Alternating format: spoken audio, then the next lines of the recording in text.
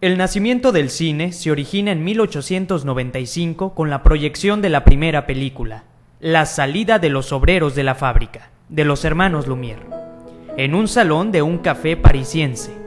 El invento se difundió con rapidez y arraigó en Estados Unidos. Hollywood marcó dos puntos importantes: el cine sonoro, con el cantor musical, y la utilización de color en película.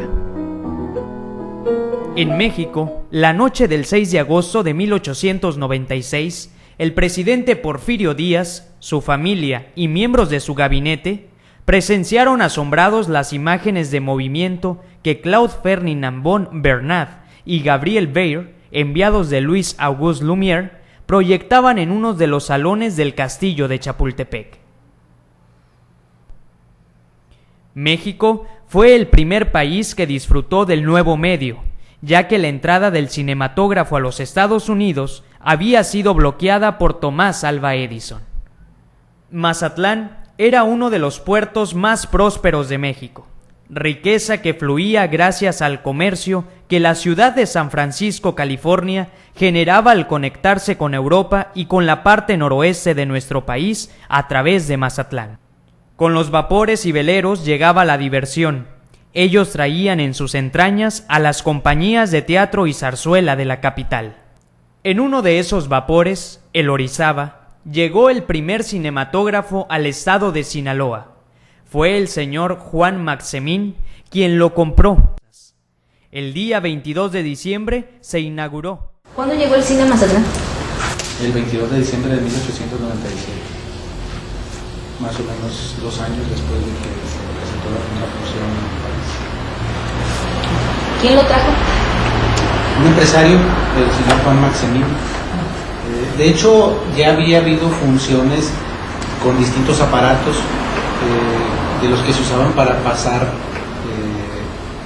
láminas móviles, kinestoscopio y otros aparatos. Ya se habían utilizado aquí antes en el teatro, que entonces era el Teatro Rubio, lo que es hoy el Ángela Peralta.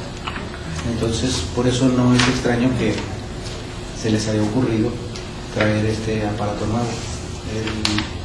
El contacto de Mazatlán con el resto del mundo era muy común, habitual en el siglo XIX, y a través de un barco se trajo el equipo para ofrecer las primeras funciones, nada más que no fueron en el teatro originalmente, sino en un salón que se acondicionó ex profeso en lo que es hoy el edificio Juárez, en la planta baja.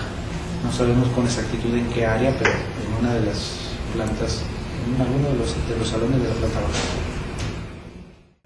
Llegó en diciembre de 1897, 2 años después de que naciera en París por los hermanos Lumière, y 1 año después de que llegara a la Ciudad de México. A los 2 años de que se inició en París, llegó aquí a Mazatlán. Llegó, y por cierto a la gente le llamaba mucho la atención porque pues nunca habían visto nada que se pareciera al cine, y de hecho pues ni siquiera le llamaban cinematógrafo. Se llamaba cinematógrafo, pero aquí lo llamaron cineógrafo, le llamaban cineógrafo.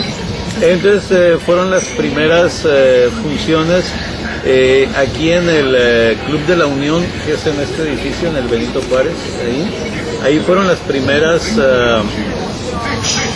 funciones de este señor Mongrand, y luego después pasa, creo que es Mongrand, ¿verdad?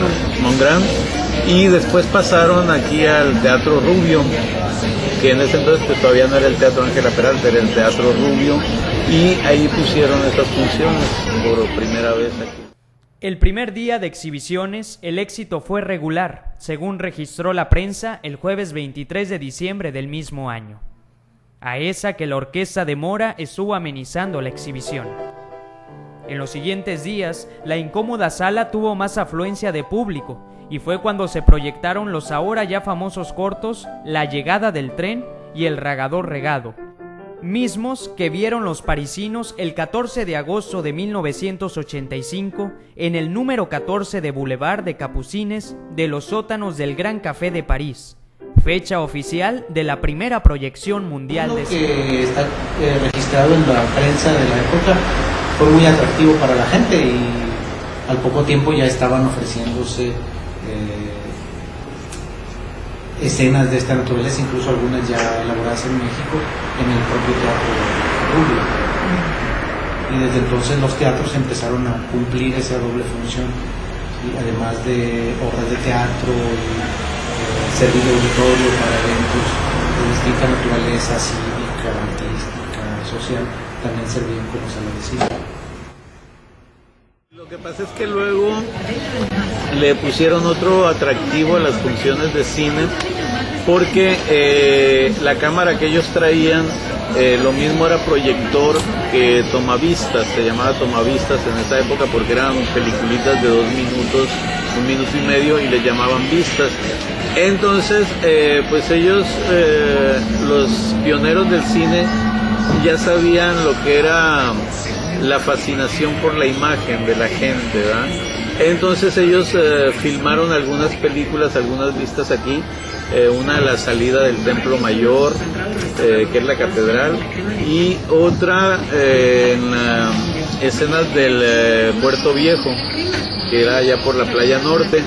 Entonces invitaban a la gente a que se viera en la película, entonces eso llamaba más la atención todavía, ¿no?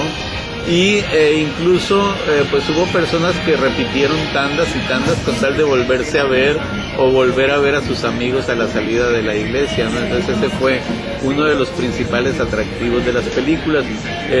Resulta también muy interesante lo que se promocionaba a través de la película, cómo invitaban a la gente a que viera el cine, ¿verdad? Porque, por ejemplo, uno de los datos más curiosos es que a la gente se le invitaba a que viera la película y les decían, en esta película aparece un tren, y quien no haya visto nunca un tren, esta es la oportunidad de conocer un tren, ¿verdad?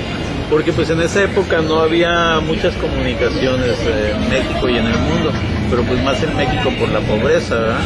A lo mejor del total de habitantes que había en Mazatlán en esos años, en 1897, pues tal vez 10 o 15 o 20 habían viajado en tren a la Ciudad de México, pero todos los demás ni siquiera conocían un tren. Entonces esa era una buena oportunidad de conocer un tren, porque el tren no llegaba hasta Mazatlán. Así es. En 1902 llegó el cine de ficción, Viaje a la Luna, que tuvo gran aceptación del público que abarrotó el teatro. Los empresarios teatrales fueron los que trajeron prácticamente como un elemento adicional para mantener activos sus edificios y a su personal. Empezaron a traer funciones de cine, adquirieron aparatos para las proyecciones y los adecuaron a sus teatros. Por eso casi todos los cines antiguos de Mazatlán originalmente eran teatros y funcionaban en ambas tesituras, es decir, había lo mismo una obra con artistas en alguna gira nacional o alguna obra que se montaba por artistas locales, y también pasaban cine. Los cines cambiaron totalmente porque antes eran edificios para dar cabida a miles de espectadores, no nomás a cientos ni a decenas. Eran edificios muy grandes porque venían de la época en que al mismo tiempo eran teatros.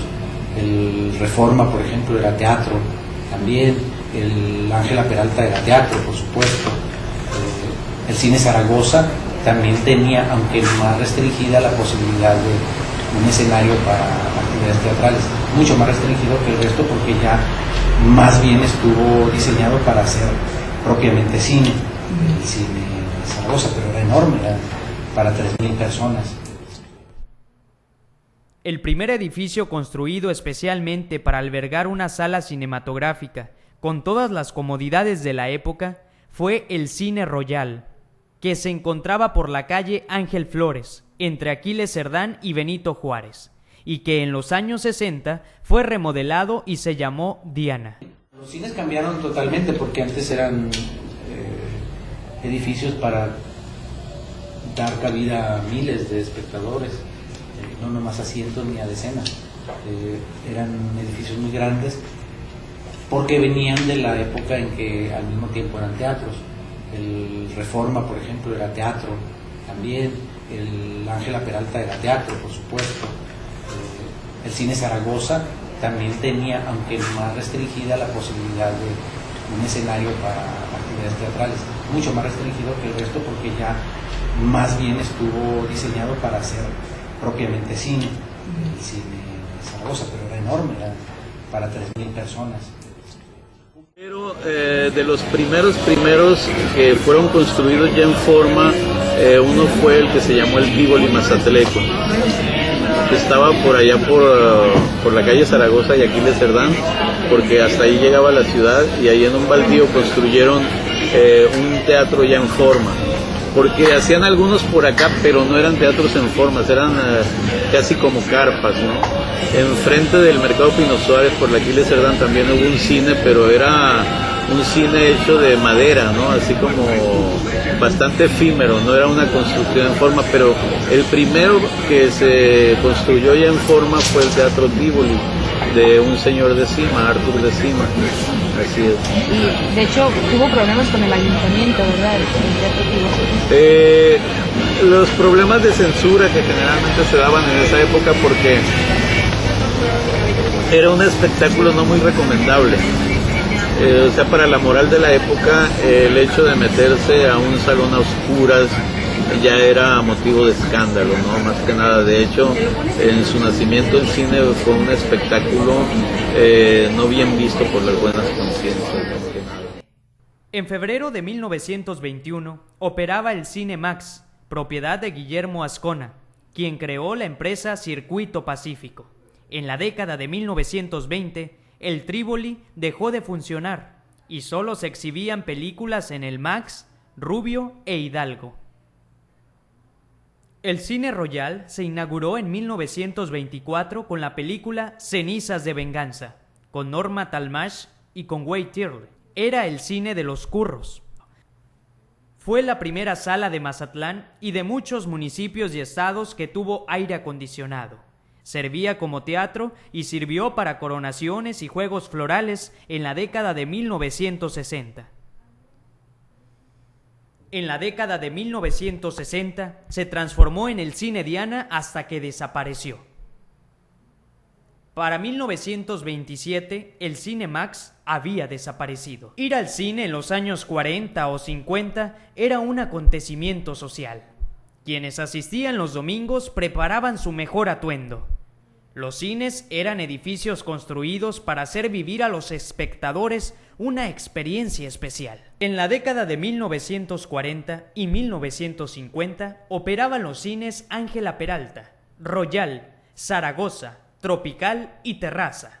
Esta fue la época gloriosa del cine, digamos, todo lo que fueron los años, al menos en México, los años 50 hasta principios de los años 60, porque era todo un ritual ir al cine, ¿no? Era el espectáculo por excelencia, accesible a todo público.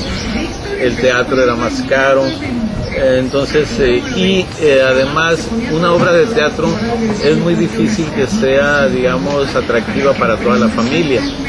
Igual a los niños pues les aburre, a los adultos puede gustarle, pero a los niños no. En cambio en el cine sí se puede combinar un producto que guste a toda la familia, ¿verdad? Que sirva de convivencia.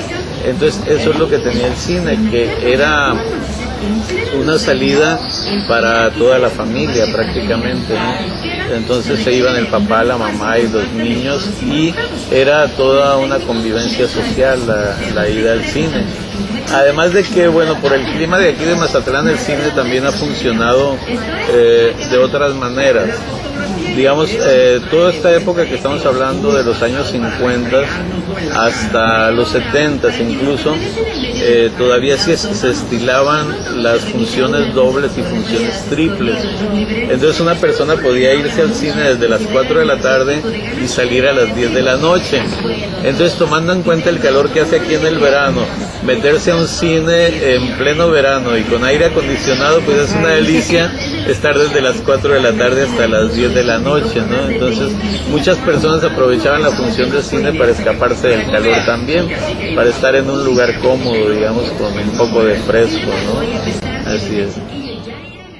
años 50 y en los años 60 todavía se veía mucho en México el cine europeo y obviamente Hollywood, ¿no? Hollywood. Esas dos cinematografías se veían mucho en México.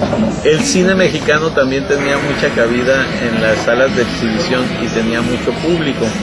Desde lo que fue lo que llaman la época de oro del cine mexicano, o sea, desde 1938 hasta principios de los años 50, tenía mucha cartelera el cine mexicano aquí en los cines de México, y esto a través de lo que era una distribuidora también del gobierno que se llamaba Películas Nacionales.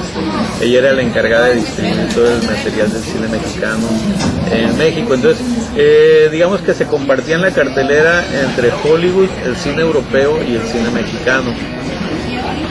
Ya después viene, pues digamos, un deterioro en la presencia del cine mexicano en la cartelera, y hasta que se llega el momento en que Hollywood pues prácticamente se adueña de todo.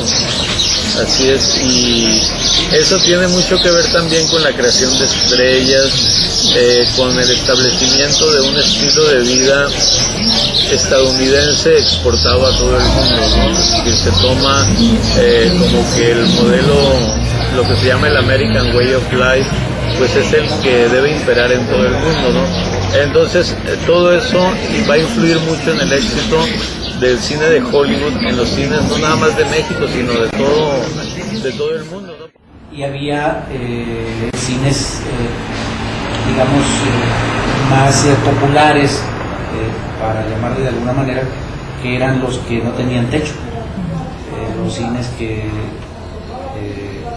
pues prácticamente eran mucho más baratos para entrar, y que a veces ni siquiera tenían sillas, sino que el público llevaba su propio banquito, su propia silla para ver la película. Entonces eran muy baratos. Además hubo varios. El cine tropical se llama el título, por ejemplo, aquí en el centro. El cine Ángel Flores, también acá por el lado de la Plazuela del Burgo, a través de la Cervecería del Pacífico.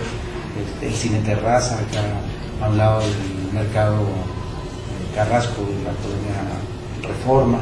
El cine Rex en la colonia Juárez. Eran los que en mi época eran así, sin techo, al aire libre, y en algunos casos hasta sin baño. En el cine Zaragoza, las cortinas eran al principio de un color rosa, luego se tornaron amarillas hasta que tomaron el color café. La entrada de la galería estaba por la calle Morelos. Era rústico. La pantalla estaba situada en el lado de la calle Aquiles Cerdán. La galería, en su parte más alta, eran tablones corridos, y había algunas bancas también de madera. Se cobraba 5 o 10 centavos. El cine Zaragoza era el más popular. Entre las películas inolvidables de antes estaba la película Alas, la primera película ganadora del Oscar. Por aquel tiempo se exhibían las películas en Mazatlán como al año de haber sido estrenadas en Estados Unidos. Antes de Alas ya habían sido presentadas películas mudas como El Gordo y el Flaco, Fiebre de Oro, Armas al Hombro, El Peregrino y El Circo. Cine europeo. Ahí en el cine Zaragoza era fácil ver películas italianas como El Gato Pardo de Visconti, películas de Fellini, La Dolce Vita, entre otras, ¿no? Y luego después, ya en los 70, ya fue decayendo ese cine. También servía de escenario para las ceremonias de carnaval, de coronación de reinas, de todo eso. Y a mí me tocó ya una etapa, cuando yo estaba ya en la secundaria, que eran los años 70, en las que el cine Zaragoza ya funcionaba, pero como un cine de segunda, ¿sí? Que incluso alternaban también concursos de aficionados, un día por semana, y las películas que exhibían ahí generalmente no eran las mejores, aunque de repente pues sí llegaban a tener grandes estrenos, como pues fue memorable el estreno de esta película El Exorcista, ¿no? Que causó furor en todo el mundo, y cuando la estrenaron ahí en el cine Zaragoza, pues la gente hasta rompió los cristales de la entrada, porque todo el mundo estaba en tumulto queriendo ser el primero en entrar a ver el Exorcista, ¿no? Igual que el cine Zaragoza, pues le pasó al cine Ángel Flores, le pasó al cine Reforma, que de hecho es el cine más grande que ha habido aquí en Mazatlán. Todos esos cines se fueron a la quiebra porque ya no hubo público que los llenara, simple y sencillamente. Entonces llegaron los cines estos pequeños, que aquí primero fueron los de Organización Ramírez, que son estos que ahora conocemos como los multicinemas. Esos fueron los primeros cines más reducidos que los antiguos. Ya al último llegaron esos cines pequeñísimos, ¿no? Los de que son cines con cupo para 100 personas, 200, cuando mucho, ¿no? Todavía más pequeños, digamos, ¿verdad? Pero porque ya ellos responden a lo que es la exhibición vertical. O sea, una película que se exhibe en cientos de cines, de tal manera que a veces en una semana o dos se puede agotar todo el público y estrenan otra y otra, y se está estrenando al mismo tiempo en muchos cines. Entonces, como son pequeños, pues es más fácil llenarlos, definitivamente. En 1943, el Teatro Rubio cambió su denominación a Cine Ángela Peralta. En la década de 1960, desgastado por el tiempo y la falta de mantenimiento, el edificio se deteriora y más tarde se reconstruye y se convierte en el Teatro Ángela Peralta. Aquí se exhibían funciones corridas de 2 o 3 películas y los precios variaban según el piso. El tercer piso era el más barato, lunetas el más caro. Estaba techado pero no tenía aire acondicionado como el Royal. Los cines al aire libre, donde se exhibían películas mexicanas, eran el Tropical, el Terraza, Ángel Flores y en un periodo el Zaragoza. El Tropical se localizaba por la calle Aquiles Cerdán. El Terraza estaba frente al mercado Juan Carrasco y el edificio del Ángel Flores todavía sobrevive, aunque abandonado. Al Reforma, al Tropical, al Ángel Flores y Ángela Peralta. El Reforma fue inaugurado el 16 de marzo de 1956, según consta en una placa que está colocada a la izquierda de la entrada del cine. En él se exhibió la primera película donde se tocó el rock and roll, titulado Semilla de Maldad, con Glenn Ford y Sidney Poitier. Ahí también se estrenaron películas de James Dean. En los 70 se vivió el gran boom del cine en la ciudad de Mazatlán. La llegada de las salas a la Plaza La Concordia. Las salas Acuario y Escorpio ofrecían lo más novedoso en cuanto a exhibición se refiere. Salas pequeñas, excelente sonido, butaquería y aire acondicionado. En este complejo se presentó cine de arte, proveniente de Italia, Rusia, España y otras más. De que surgieran las salas de arte que le llamaron, que fue cuando nosotros salimos con las 3 salitas pequeñas. Eran salas de arriba de 900 tacas aquí. Y nosotros pusimos salas de 300 tacas. 3. Entonces ofrecíamos una gama más amplia de programación. Y también se depuró favorablemente una serie de vicios negativos para el público, porque le metían una serie de trailers de negocios, de cervezas, de refrescos, que al público que venía y pagaba por venir a ver un espectáculo, le hacían tragar toda esa chatarra y cochinero de publicidad. La industria cinematográfica empieza a tener fuerza con la entrada del dinero extranjero. La llamada época de oro estuvo a mediados de 1930 y 1950. Termina cuando llega el color al cine y cuando mueren sus figuras. A falta de artistas, producción y capacidad para nombre de Rodolfo de Anda, gracias a este fondo el cine retomó economía con directores como Rimstein y Arau, pero en el sexenio de López Portillo, su hermana Margarita tomó la RTC y comenzaron las películas de ficheras, albures y otras más. Ella fue responsable de estos temas, Algunas buenas películas se realizaron, pero con tantos problemas en los directores y en los sindicatos, los estudios fueron destruidos y el equipo era escaso. La llegada del video y la crisis económica que se agudizó en el país con la devaluación del peso provocó que la gente se ausentara de las salas de cine, por lo que a fines de la década de los 80 se vino la quiebra de las salas cinematográficas, provocando el cierre de las salas de la Concordia. Lo que ocurre es que en un principio, Operadora, como tenía un monopolio, nos cobraba un porcentaje como si ellos fueran dueños o partícipes o condueños de las películas, siendo que no tenían nada, sino que el ejercicio de ese monopolio nacional que tenían lo utilizaban abusando de esa fuerza que les daba el tener ese número de salas de exhibición. Tú eras la dueña de una sala independiente aquí en Mazatlán. Yo era operadora. Yo te decía,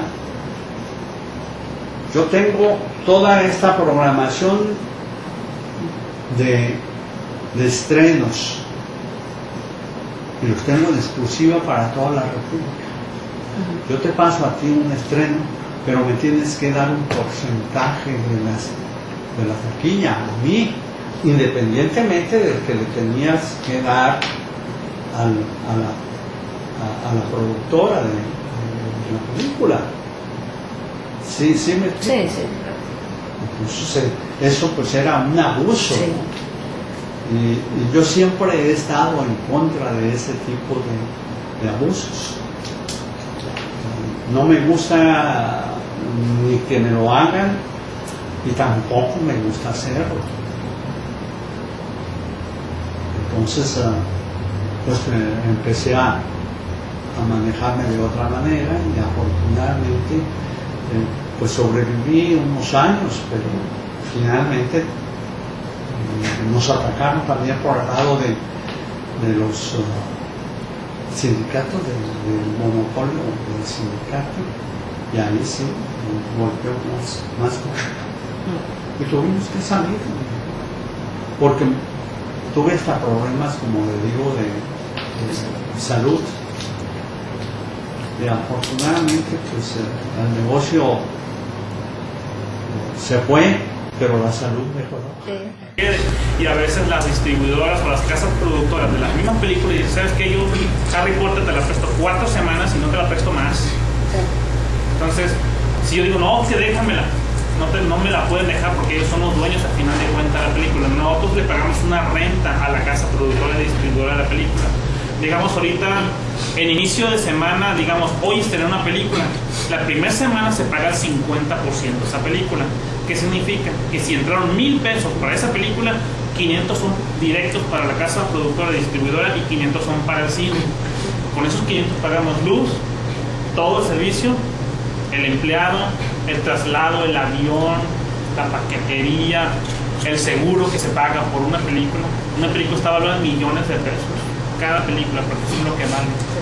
Entonces, ya la segunda semana de haber pasado la película, algunas ya pasan al 35% y el otro 65% pues ya le queda a la empresa. Entonces, las segundas, terceras, cuartas semanas a veces ya queda con 35% para la distribuidora productora y el 65% para nosotros como empresa. Pero siempre las películas entran y el 50% de sus ingresos son directos para ellos. O sea, yo deposito todos en una cuenta, pero la empresa se encarga de dividir. Decir, no, pues sabes que mi película de Harry Potter que entró esta semana, de todos los cines de tu empresa, me lo pagas al 50%. Y si yo como empresa digo, sabes que no te la quiero pagar al 50%, tú como productor sabes que no te la presto y no la pasas. Por eso pasa a veces de que hay películas que yo sí tengo y otros no tienen, o que otros sí y yo no. También difieren la importancia de la película. Porque la empresa a veces prefiere no invertir en una película que sabes que no te va a dar lo que le vas a invertir. Porque yo como empresa digo, no sabes que esa película yo la quiero al 35% y no al 50%, y la casa productora distribuidora dice, no, si no me la pagas al 50% no te la presto. Por eso a veces nosotros no entramos con una y otros sí. Lo que fue la pantalla Sí. Pero no saques esto tan feo, por favor. No importa, mejor. Y acá está, aquí inicia la gradería.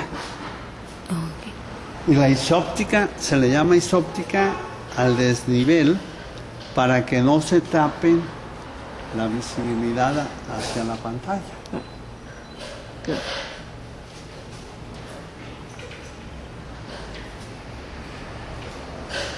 Prácticamente está abandonado, ¿no?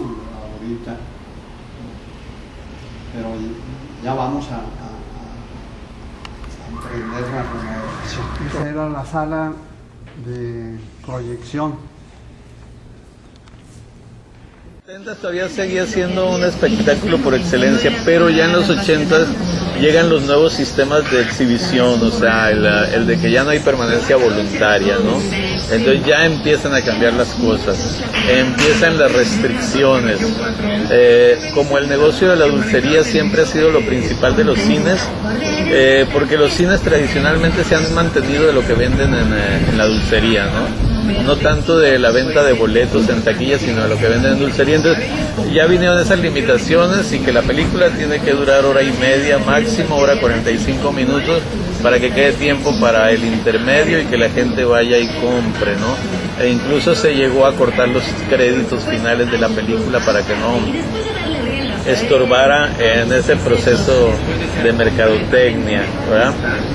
Y ya ahí es donde se empieza a encarecer el cine, más que nada, ¿no? Para empezar, porque el costo del boleto aumenta hasta llegar a precios verdaderamente prohibitivos, ¿no? Como es actualmente, que ya para una familia ir al cine, pues es un gasto verdaderamente oneroso.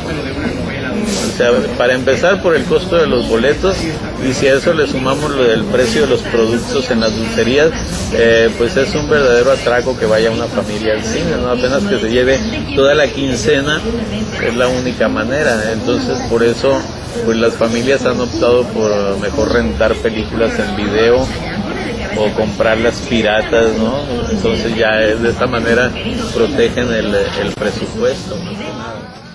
En 1983, el número de salas cinematográficas aumentó. Se sumaron multicinemas de Plaza Las Américas de Organización Ramírez, los mismos del Emporio Cinépolis que ha llegado a expandirse por parte de Latinoamérica, y Cinemas Gaviotas, con 2 salas. En 1986 se añaden los gemelos El Mar, y en 1987 los multicinemas de la Plaza Fiesta, hoy Gran Plaza, que se compone de 3 cines. La compañía operadora de teatros es una compañía que venía funcionando desde los años 50. Había un organismo llamado el Banco Cinematográfico, que era el que financiaba el cine en México. Después pasó a llamarse el Banco Nacional Cinematográfico, o sea, ya con entrada del gobierno a él, y de ahí se creó la compañía operadora de teatros, que era parte del gobierno. Entonces, esta compañía operadora de teatros, cuando fue presidente Luis Echeverría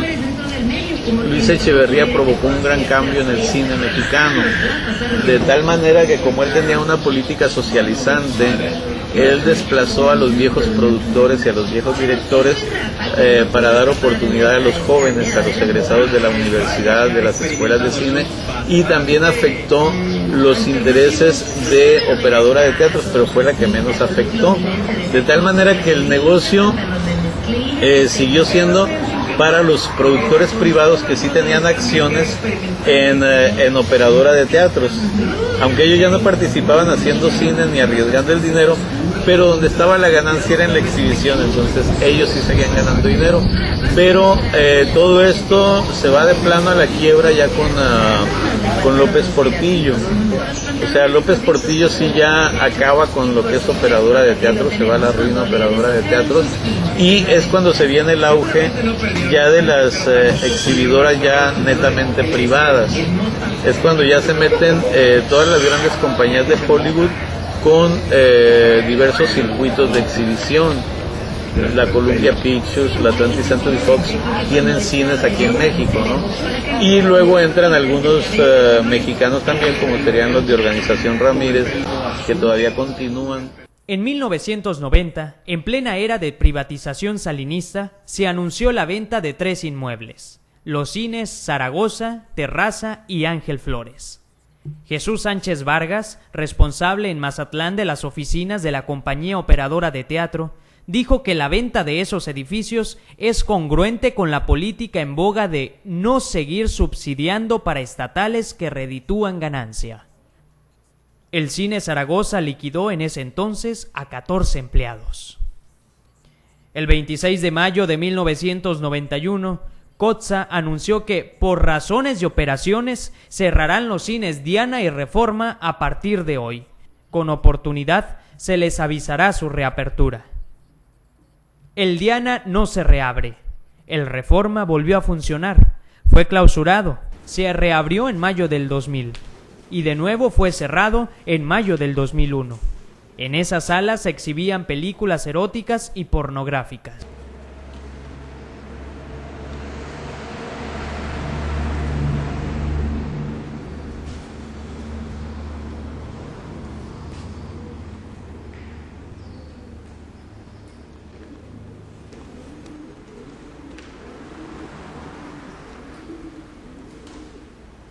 Y van a poner eso en el corto.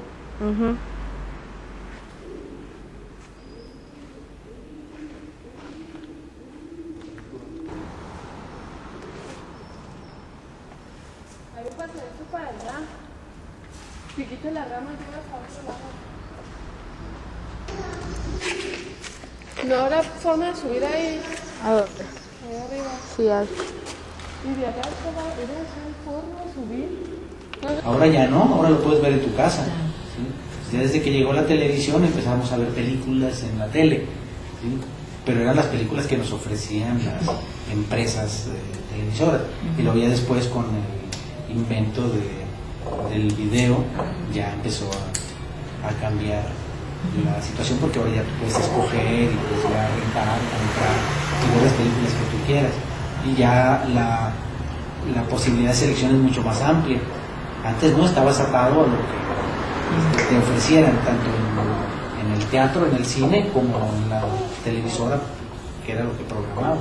¿Sí? Estaba sujeto a la programación. Hoy ya no es así.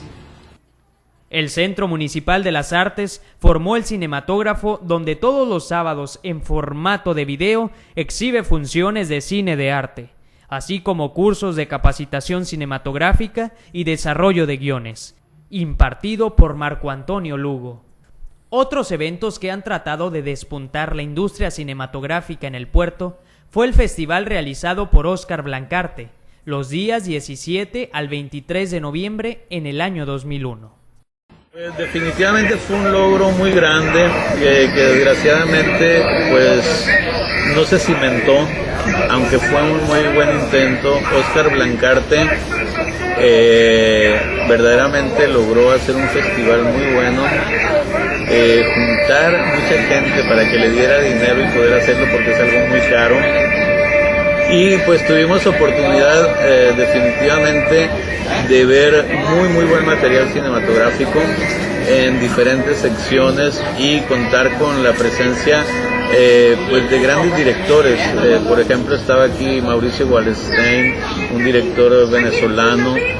Cubanos, estaba Pastor Vega, había otros directores independientes de Hollywood también que venían a presentar sus películas.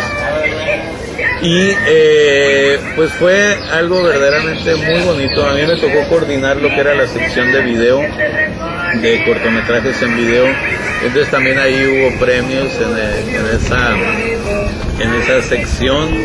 Y pues lástima que no se ha podido repetir esa experiencia, porque fue verdaderamente algo muy significativo. Tal vez lo malo de ese festival de cine fue que empezó muy grande, entonces era muy difícil repetirlo. Tal vez si hubiera sido un poco más reducido el festival, con un menor costo, quizá se hubiera podido haber una continuidad, ¿no? Pero desgraciadamente era bastante extenso el festival Entonces creo que ese fue el principal impedimento. El festival fracasó de cierta forma. Sin embargo, demostró que el público mazatleco deseaba de ser partícipe de un evento como tal. Fue un evento mal organizado. Actores faltaron a las conferencias pues no estaban informados que debían darlas o no pasaban por ellos. No había una sala donde la prensa pudiera mandar sus notas. Personalidades que asistieron al festival fueron Patricia Bernal, Leticia Huijara, Tiaré Escanda, Plutarco Asa. Se mostró una película inédita de Pedro Infante. Lastimosamente, los empresarios no vieron negocio y decidieron no apoyar más la segunda edición de este evento. Alguien les debió de haber dicho que hace unos 70 años un puerto de París estaba en una crisis económica y se les vino a la cabeza realizar un festival ahora llamado Cannes. En noviembre del 2008 se realizó el festival Eyexen. Se pudo constatar el interés del puerto hacia estos eventos. Las salas donde era la competencia oficial no estaban llenas, pero tal vez fue algo que no se pudo planear bien, no se buscó el lugar ideal o había demasiadas actividades al mismo tiempo. Porque mientras que en la sala Gaviotas, en la más grande, estaba la competencia, en los cinemas de la Gran Plaza había otra película del mismo festival y en los multicinemas de aquí de la Juan Carrasco había otro. Entonces pienso que era demasiado para el número de cinéfilos que hay en Mazatlán, de verdaderos cinéfilos de una muestra o de un festival, ¿no? Creo que eran demasiadas las ofertas como para que se notara la presencia del público, digamos, ¿verdad? Creo que tal vez se debió a eso, más que nada porque en Mazatlán no hay tanto público así como de festival o de muestra de cine todavía. Últimamente ha habido un despunte en eventos cinematográficos. Lo que pasa es que la idea del cine surgió a partir de un diagnóstico de atención cultural que hicimos aquí en el municipio, donde detectamos que el centro municipal, o sea, lo que es la oferta del municipio de Mazatlán en atención cultural, no llega ni al 1% de la población, porque la mayoría de la población vive en las zonas de los alrededores y la mayoría de la población ahorita es de escasos recursos. Entonces, pensando en esto y sacando cuentas de lo que le podría costar, digamos, a una familia asistir a un evento cultural como el cine, pues sacábamos cuentas que eran como 400 pesos, cuando esas familias viven normalmente una semana con 400 pesos. La idea es utilizar el cine de diferentes maneras. Por un lado, pues se les ofrece un momento de diversión, ¿no? Una película comercial totalmente, ¿no? Las que ves en cartelera, y al mismo tiempo que estás haciendo eso, generas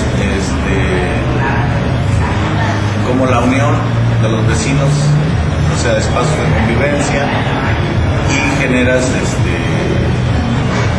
que los niños y los jóvenes y las personas que están viendo de una u otra manera estén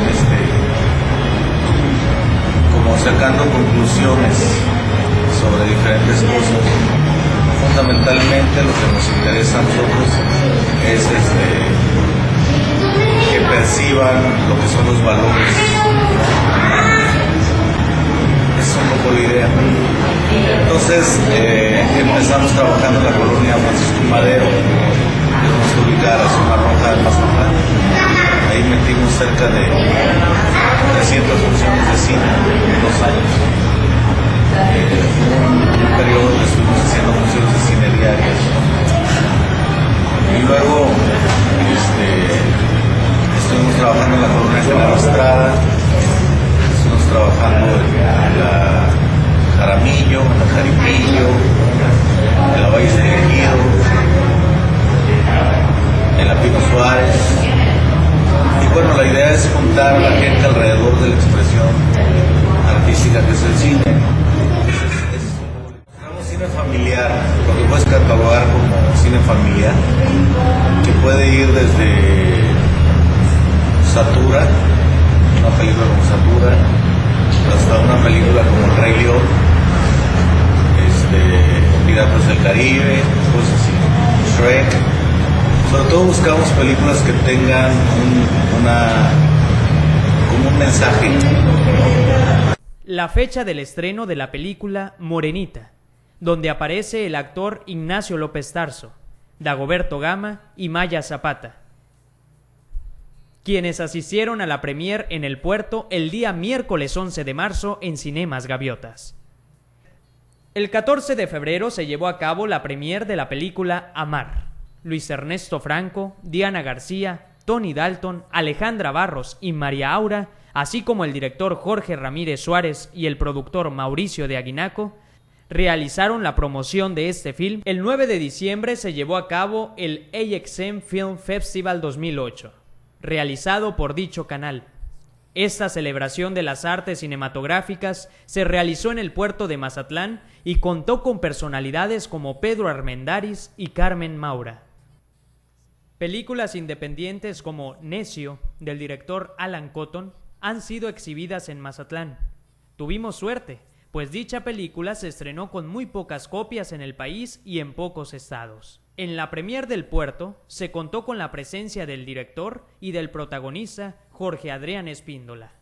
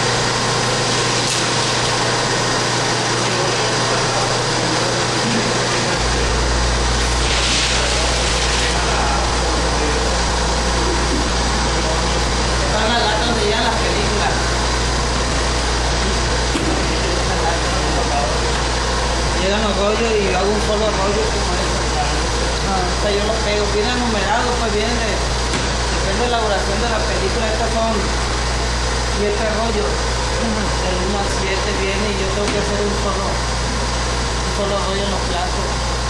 Ya cuando se van, pues igual la tengo que sacar y acomodarla como venían.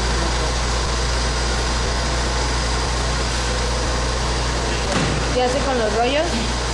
Se vuelven a mandar donde lo mandan las distribuidoras de películas. Y esto es pura publicidad de los trailers de las películas.